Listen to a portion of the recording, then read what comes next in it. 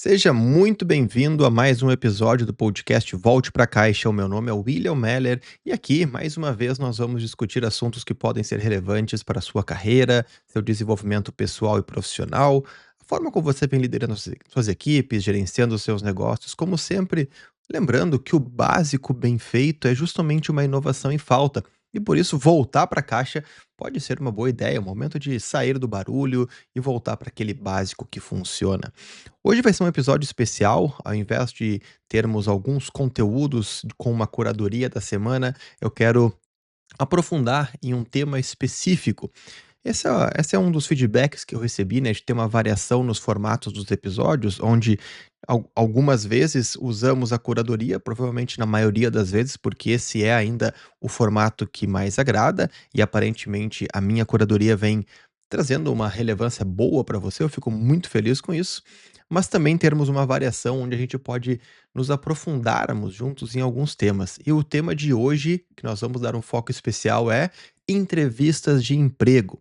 Eu sei que nós passamos por uma transformação muito grande recentemente com inteligência artificial no processo seletivo, inteligência artificial tanto por parte das organizações quanto por parte dos candidatos.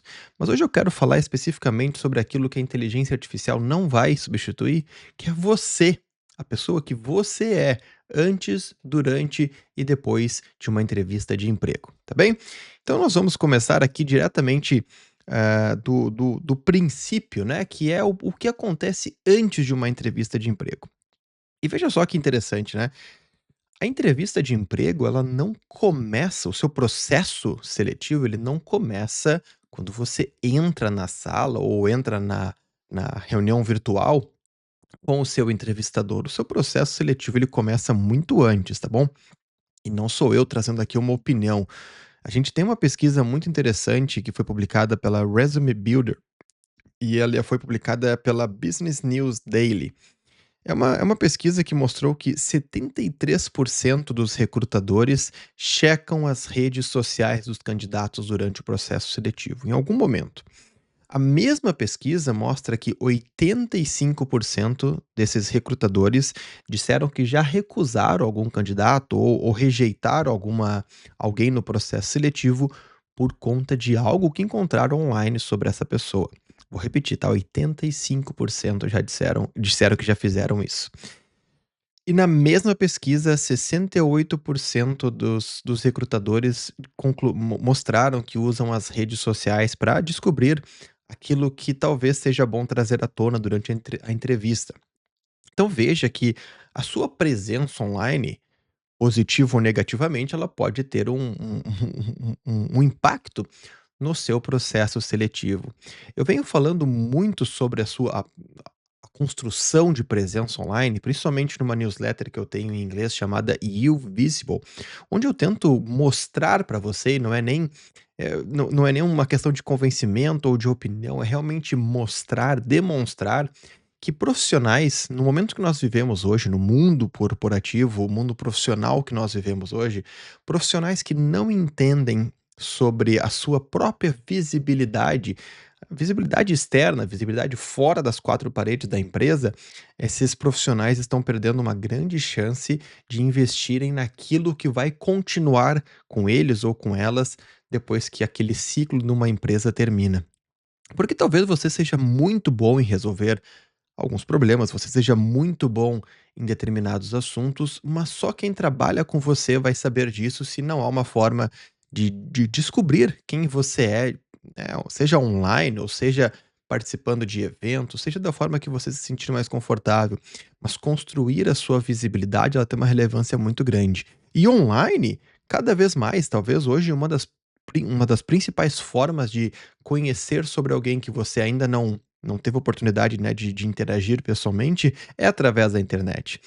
Isso não é sobre você sair aqui dessa conversa e agora mesmo, né, abrir sua rede social e sair mudando tudo porque você quer construir alguém que você prefere ser visto. Esse é um dos grandes erros. Inclusive na na no nesse nessa própria pesquisa, os recrutadores afirmam que o que eles mais buscam é tentar reduzir a distância entre a pessoa que eles estão vendo ali na entrevista e a pessoa que realmente existe fora daquele momento ali tão formal que é uma entrevista de emprego.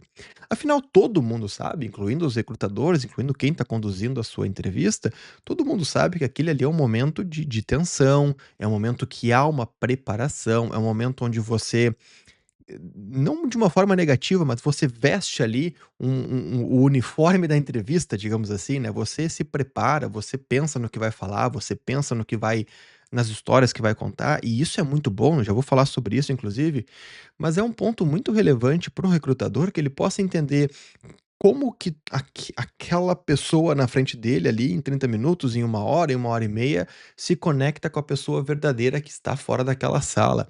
E o mundo online mostra muito disso. É por isso que eu falei que isso pode agir contra ou ao seu favor. Eu sempre fui muito curioso e isso é interessante porque eu não sei de onde é que vem isso exatamente, mas eu sempre fui muito curioso sobre como as pessoas me viam online, mas isso muito, antes de nós termos redes sociais tão abertas como nós temos hoje, né. Há mais de 15 anos atrás, quando eu publicava conteúdos online, eu vivia lá tentando ver como os meus artigos ranqueavam no Google, então quando alguém pesquisava William Meller, o que que a pessoa encontrava primeiro? Era um conteúdo sobre um assunto que eu escrevi, era uma opinião, era algo que eu escrevi num outro blog enfim, de um outro tema.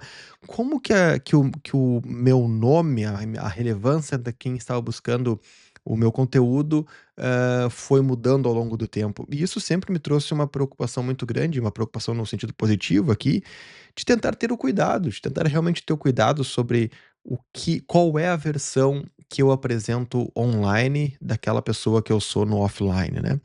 E aqui, obviamente, o primeiro convite que eu vou te fazer é de procurar o seu nome na internet, não é, numa página anônima, preferencialmente. Procure o seu nome, tente procurar mais sobre você, tenta investigar você, tentando sair do seu mundo especial, né. Se você precisaria de uma página anônima, tentaria fazer isso de uma maneira que não fique viciado, né, o algoritmo, você possa tentar descobrir o que outras pessoas iriam ver sobre você.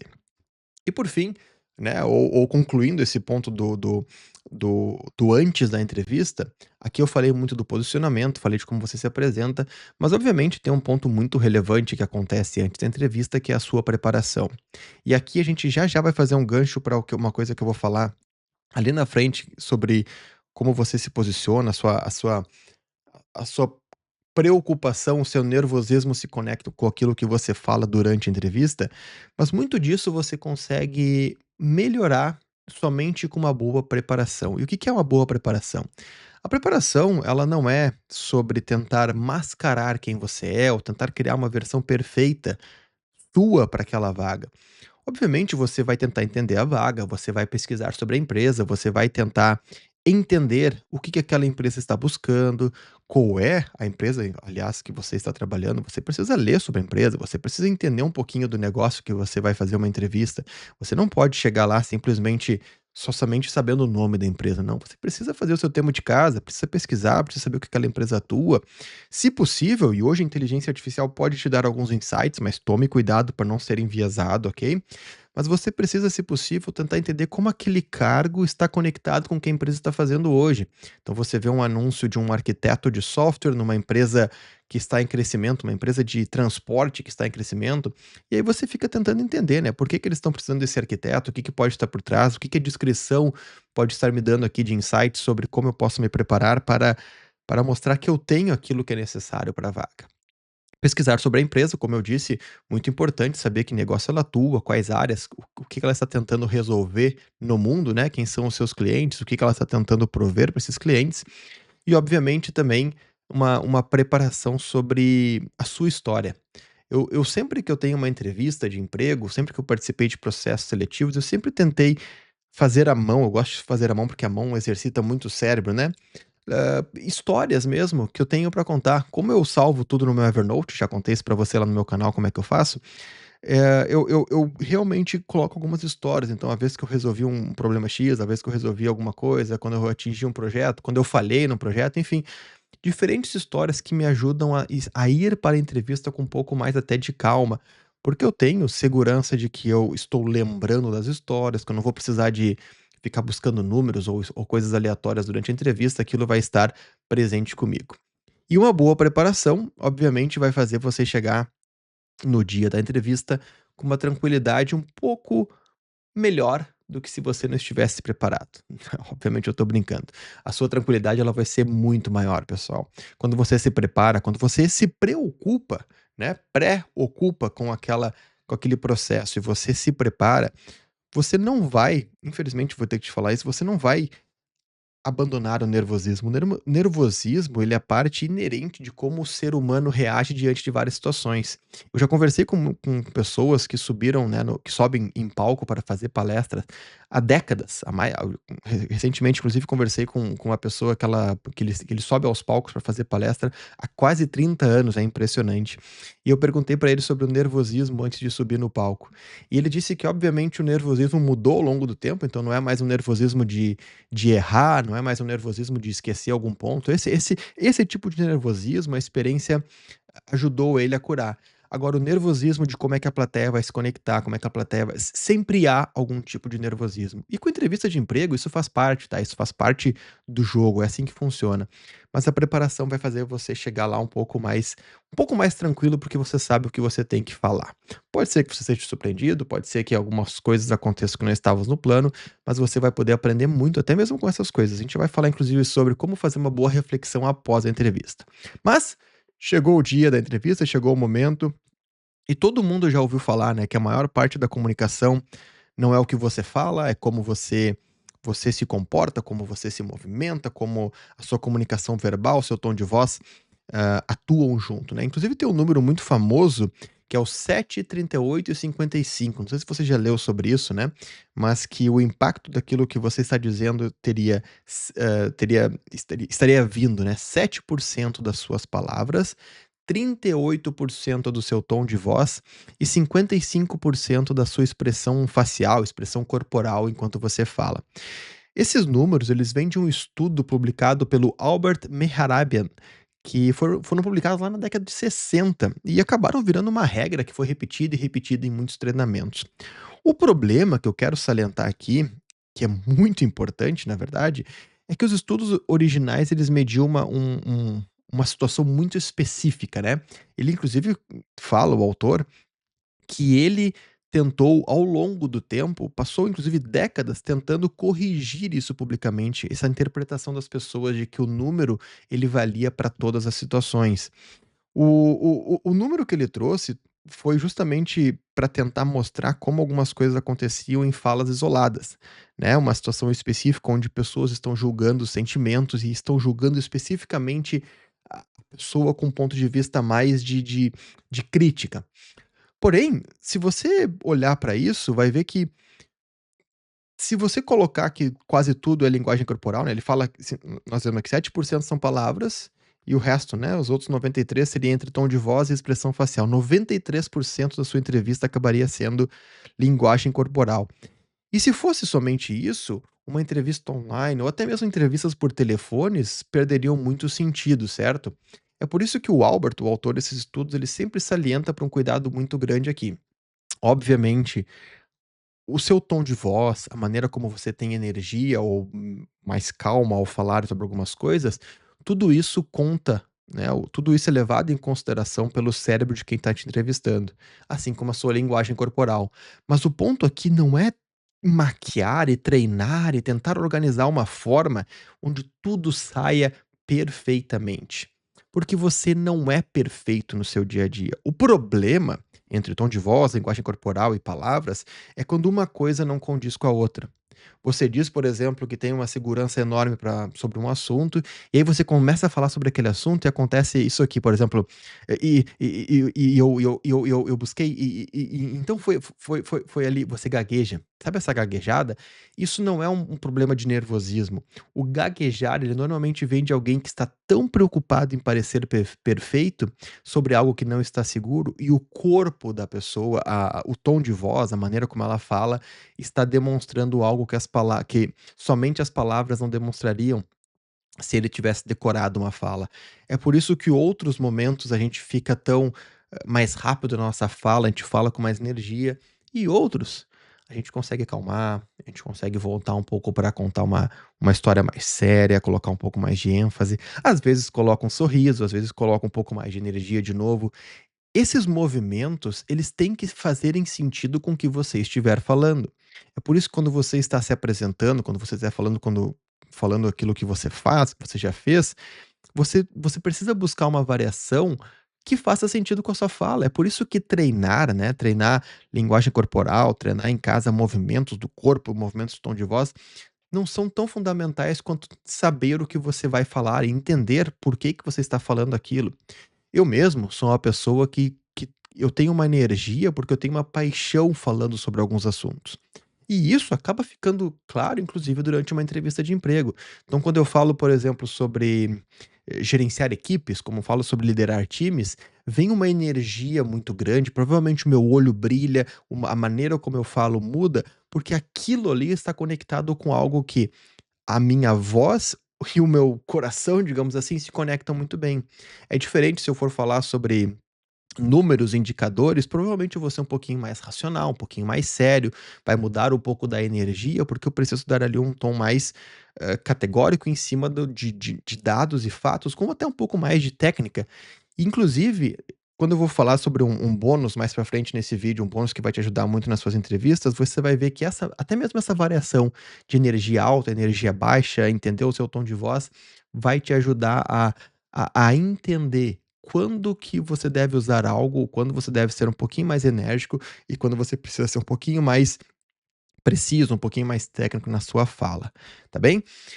Quem se prepara, como eu estava dizendo, para atuar durante uma entrevista, e aí coloca aquelas contradições, né, a pessoa fala durante a entrevista que adoraria muito essa vaga, mas o corpo, o tom de voz, até mesmo o brilho no olho, demonstra outra coisa, demonstra que aquela pessoa quer sair logo da sala. Eu mesmo, quando eu faço entrevista com diferentes candidatos, uma coisa que eu noto muito é essa variação, essa energia. Uma pessoa falando o quanto ela ama fazer aquele tipo de determinada função, enfim, ou aquele determinado projeto foi tão importante para ela, e ela tá falando, mas você percebe no tom de voz que na verdade aquilo foi chato, ela não gosta, aquilo deixa ela entediada. Pelo menos ela tá transparecendo isso no tom de voz e no na demonstração corporal daquilo. É por isso que é preciso ter um balanço muito grande. Sim, existe uma necessidade de entender como o seu tom de voz, o seu corpo vai falar junto com as suas palavras, mas você também não precisa ter um hiperfoco em cima disso que vai deixar você mais nervoso, como onde estão as minhas mãos, como é que eu estou movimentando o meu corpo agora, e vai perder o foco daquilo que você precisa falar. A sua mensagem ainda é o ponto mais importante. E é por isso que, conectando o que eu falei lá na preparação, saber o que você vai falar ajuda você a ficar menos nervoso durante as suas respostas, porque você tem um controle. E se vier uma pergunta que você não sabe o que responder, justamente por ter o controle, por saber o que você sabe e saber o que você não sabe, você vai ter um cuidado muito maior, um profissionalismo para dizer que em algum ponto você não viveu aquilo, não tem experiência ainda com aquilo, ou não sabe responder algum tipo de pergunta que seja técnica, talvez. Esse jogo, né, de entrevista e entrevistado, ele faz parte. Muitas vezes, essa sua naturalidade, tranquilidade em ser transparente sobre algum assunto que você não tem experiência, não teve oportunidade de trabalhar ainda quando você é perguntado, isso também demonstra um ponto muito positivo seu, que é sobre o seu comportamento, que é sobre quem você é. E isso resolve, né, para a gente concluir aqui o ponto sobre o durante a entrevista, que o nervoso, né, ele não vem da técnica, né, voltando ali pra em cima do que eu falei sobre ficar nervoso ou não. Quando você tá falando e você se atrapalha em cima de algum assunto, porque tá vindo muita informação junto, ou você tá nervoso porque você começou a falar e o entrevistado começou a fazer umas caras e bocas ali, e você tá pensando: "Nossa, ele não tá gostando do que eu tô falando, preciso mudar". Tudo isso você melhora apenas de um jeito: fazendo mais. É por isso que eu quero deixar aqui uma dica para você sobre entrevistas de emprego, que eu falo isso com muita abertura para muitas pessoas que me procuram sobre carreira, que é, quando você faz entrevistas de emprego sem estar necessariamente querendo, buscando um novo emprego, você se testa de uma maneira que eu acho muito interessante. E aqui eu quero deixar à vontade para recrutadores deixarem a sua opinião sobre isso, mas eu sei que tem algumas críticas, né, sobre esse assunto, mas eu acho que quando uma pessoa ela se coloca, né, se candidata em algumas vagas, mesmo que não seja totalmente o interesse dela sair do que ela está fazendo hoje, ela tem uma oportunidade muito interessante de validar o seu perfil, validar suas histórias, validar o seu storytelling durante uma entrevista e até mesmo validar se o mercado está olhando para aquele perfil que a pessoa tem, aquele currículo, da maneira como ele esperava, ou talvez tenha alguns pontos que precisam ser melhorados. Então, continuar fazendo entrevistas de emprego, mesmo que você não esteja interessado de sair onde você está agora, pode ser uma grande estratégia para melhorar, não vai remover completamente, como eu disse, mas melhorar esse nervosismo, essa preparação para os seus processos seletivos, tá bem? Muito bem, eu falei que a gente iria pincelar, né, um pouquinho sobre o antes, um pouquinho sobre o durante, e agora eu queria falar um pouquinho sobre o depois da entrevista. E obviamente, aqui a gente não tem o tempo para ir aprofundando em todas as técnicas que a gente poderia usar durante uma entrevista, antes, depois. Então deixa aqui nos comentários se você gostaria de que eu aprofundasse em vídeos separados, especificamente algum ponto, que eu vou ficar muito feliz de ouvir o que você está pedindo e preparar esse conteúdo, tá bom? Mas agora eu queria falar sobre a conclusão da entrevista, trazendo um dado que eu acho bem interessante, na verdade me surpreendeu a primeira vez que eu li, que ele é da Career Builder, ele foi feito uma pesquisa com muitos empregadores, mais de 3.000 empresas diferentes, e 22% dos gestores disseram que são menos propensos a contratar quem não manda uma mensagem após a entrevista, um follow-up, um agradecimento. Aqui fica muito claro, e eu quero que você entenda isso, né, que o agradecimento, o follow-up depois da entrevista, ele não é uma regra e ele não é um conquistador de vaga. Então aqui a gente precisa trabalhar muito o seu bom senso. O seu agradecimento depois da entrevista não vai mudar a performance que você teve na entrevista. Porém, a pesquisa mostra que isso pode ser talvez um desempate. Porque 22%, por que que eu coloquei o talvez na frase, tá? Porque 22% ainda é um número até que baixo. Só que daí o próximo número, ele fala, né, que 86% leem a ausência ou a falta de um follow-up como um fator de desempate entre grandes candidatos, candidatos que estão muito empatados com o processo seletivo. E aqui para mim que muda o jogo, né. Se 86% estão dizendo que não va que se tiverem 2 candidatos muito bons, apenas um e-mail de agradecimento, um follow-up, uma coisa diferente a mais que outro candidato fez pode ser um fator de desempate, a gente tem algo aqui para colocar que é relevante, né. Mas para mim, o mais importante quando uma entrevista acaba, não é o que você faz, né, entre você e a empresa que fez o processo seletivo, não é esse e-mail, é o que você faz com você mesmo. E aqui eu quero falar de uma das coisas que eu diria que é o mais importante no meu processo de melhoria sobre processo seletivo e tudo que eu faço na vida eu tento fazer esse momento de reflexão. E eu tô falando realmente de aprender com a entrevista que passou. É quase uma retrospectiva, uma sessão de lições aprendidas entre você e você mesmo, onde você vai literalmente escrever, tomar notas para que você possa lembrar sobre isso, tá? E a gente vai fazer isso em 5 partes. A primeira seria de descrever o que aconteceu, então vai ser sem julgamento, sem uma interpretação, vai ser mais basicamente uma revisão do que aconteceu durante a entrevista. Fez isso, você vai registrar o que você sentiu, e esse é um ponto que pode parecer um pouquinho, eh, irrisório ou irrelevante, mas quando você mostra o que você sentiu, "Ó, essa pergunta aqui me deixou nervoso, essa pergunta aqui me fez ficar preocupado de não ter uma resposta. Nesse momento aqui o entrevistador fez uma cara estranha e eu fiquei preocupado e tentei mudar o assunto".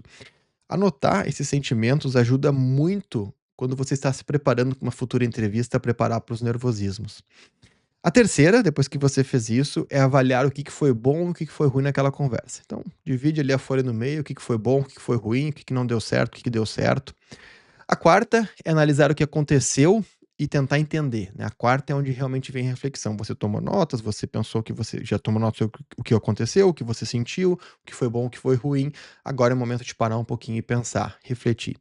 Essa reflexão, pessoal, esse momento, não usa inteligência artificial, tá? Não usa. Tenta refletir, tenta usar o seu cérebro, tenta colocar os seus neurônios, se aquela entrevista foi importante para você alguma maneira, Não reflita só naquele momento ali com o papel, sai para caminhar, dá uma corrida pensando naquilo. Os pensamentos eles variam muito conforme o que a gente está fazendo, mas simplesmente o fato de pensar, de refletir, aquilo envia um sinal para o nosso cérebro, e aqui eu não estou dando opinião, tá? Tô trazendo, um pouco de leitura sobre neurociência aqui. Aquilo está enviando um sinal para o nosso cérebro de que aquilo é importante. E tudo que o cérebro recebe sinal de que é importante, ele entende que ele deve armazenar e deve se armazenar com mais cuidado. E é por isso que a gente consegue melhorar, a gente consegue aprender quando a gente toma essas notas e faz essas reflexões. Fizemos isso, a quinta vai ser, obviamente, concluir e colocar ali algumas notas para você mesmo sobre o que você vai tentar fazer de diferente na sua próxima entrevista. Fazendo isso, você vai ter uma base de preparação muito legal para utilizar no seu próximo processo seletivo, e eu tenho certeza que isso vai ajudar muito a você estar cada vez mais preparado. Vamos supor que você fez 2 entrevistas no ano. Vamos supor que você fez 4 entrevistas no ano. Vamos supor que você fez 6 entrevistas no ano. Você teve 2, 4 ou 6 reflexões para melhorar para a próxima entrevista, para o seu próximo processo.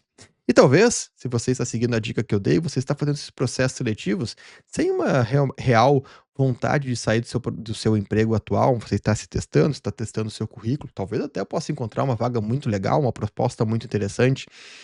Mas se vocês não estiver fazendo isso e você apenas deixa para fazer lá o processo seletivo quando realmente é hora, apertou o cinto e você precisa procurar um novo emprego, você perdeu a chance de trazer todas aquelas reflexões, aquelas melhorias nas suas histórias, na sua construção de raciocínio e também, obviamente, no seu currículo, tá bom?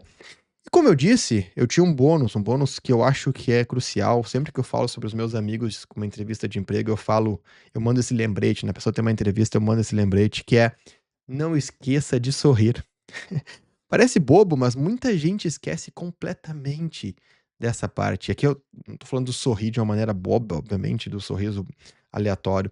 O que eu quero dizer com isso, o que eu falo para meus amigos sobre isso, não esqueça de sorrir, é justamente quando a gente está se preparando para esse momento, a gente fica tão nervoso, a gente fica tão preocupado em ser uma versão perfeita, uma versão que não erra, uma versão que vai conseguir responder tudo, que a gente quase que bloqueia o nosso lado humano, nosso lado pessoal, que é de ter um sorriso, de dar um oi ali acalorado para a pessoa, acalorado no sentido profissional da coisa, pelo amor de Deus, mas né, um sorriso, uma pessoa honesta ali na frente do entrevistador, uma pessoa de verdade.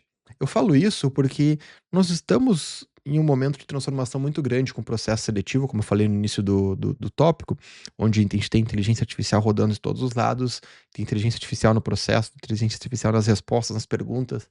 E ver o humano presente na entrevista, presente no processo seletivo, é muito importante.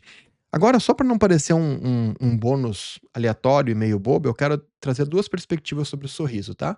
O primeiro é um dado sobre sorrir demais. É um estudo que foi feito na Journal of Social Psychology. Ele tem o título, esse artigo, Smiling in a Job Interview When Less is More. E aqui eles falam, né, sobre a importância de quando você está, basicamente resumindo o estudo, né, quando você está com aquelas entrevistas mais sérias, uma posição mais específica, de alta gestão, por exemplo, e você está respondendo sobre questões críticas, está dando respostas muito sérias, falando até mesmo de números, obviamente ali é o momento de trazer o profissional mais técnico, o profissional mais preciso, mais conciso, que consegue trazer toda a sua narrativa de maneira, né, usando a retórica, usando, enfim, todas a sua perspectiva de histórias e dados e fatos da sua carreira de uma maneira séria, de uma maneira obviamente comprometida. Então você não vai sair sorrindo a todo momento numa pergunta, contando uma história do seu trabalho, trazendo alguns dados, porque isso seria um pouco estranho. Porém, a gente também tem estudos que mostram que candidatos que esquecem de sorrir durante a sua apresentação, quando chegam na entrevista, quando estão iniciando a entrevista, se despedindo, esses seriam os principais momentos, eu diria, de ter ali o humano super presente, né, obviamente tem que estar em toda a entrevista, mas no início e no final ali aquele sorriso ele pode fazer uma grande diferença. E quem trava numa entrevista ou esquece de sorrir, não trava por técnica, sabe, não é porque não treinou o suficiente, normalmente é aquele medo de não errar, o que faz parte de ser humano também. O entrevistador entende que esse processo gera um estresse, o entrevistador do outro lado, eu mesmo faço processos seletivos, eu sei o quanto isso pode ser para um candidato desgastante quando ele está passando por várias entrevistas no mesmo momento. Às vezes é um profissional que é muito bom, é muito qualificado, tem muito para falar, mas ele está naquele momento sem emprego, ele está tão ansioso e tentando fazer dar certo, que ele pode sim cometer algumas gafes. E eu só quero deixar essa mensagem final que isso também faz parte do jogo, isso também faz parte, né, do processo seletivo. Do outro lado, esperançosamente, você vai ter um recrutador, um gestor que vai entender que aquele é um momento muito especial, de certa forma, mas também um momento de nervosismo, um momento onde você está tentando trazer ali todos os seus anos, toda a sua bagagem para 30 minutos, esperançosamente respondendo de uma forma conectada com o que a empresa espera. Então tem muito em jogo que justifica o nervosismo. Mas a minha mensagem final para você é: isso faz parte e quanto mais você pratica, melhor você fica. Se você tem dúvidas, se tem algum ponto que você gostaria que eu abordasse, não deixe de comentar, que eu vou fazer isso com muita alegria e com muita satisfação. Não esqueça de deixar o seu comentário, se tem algum outro ponto que você queira trazer sobre o podcast, sobre o conteúdo do canal. E, obviamente, não esqueça de curtir, não esqueça de engajar com o conteúdo. Quando você não faz isso, o algoritmo entende assim: olha só, se quem está ouvindo, se quem está vendo isso daqui não está gostando, e a forma do algoritmo saber se você está gostando não adianta, é somente com o clique, né? O algoritmo entende que não vale a pena recomendar para outras pessoas. Então, dá essa força, faz esse engajamento com o conteúdo, se você gostou, e não esqueça que eu estou sempre aqui ouvindo as opiniões, ouvindo aquilo que torna o meu conteúdo cada vez melhor para se conectar com aquilo que você precisa nesse momento da sua carreira, do seu desenvolvimento pessoal e profissional. Obrigado e vejo você no próximo episódio.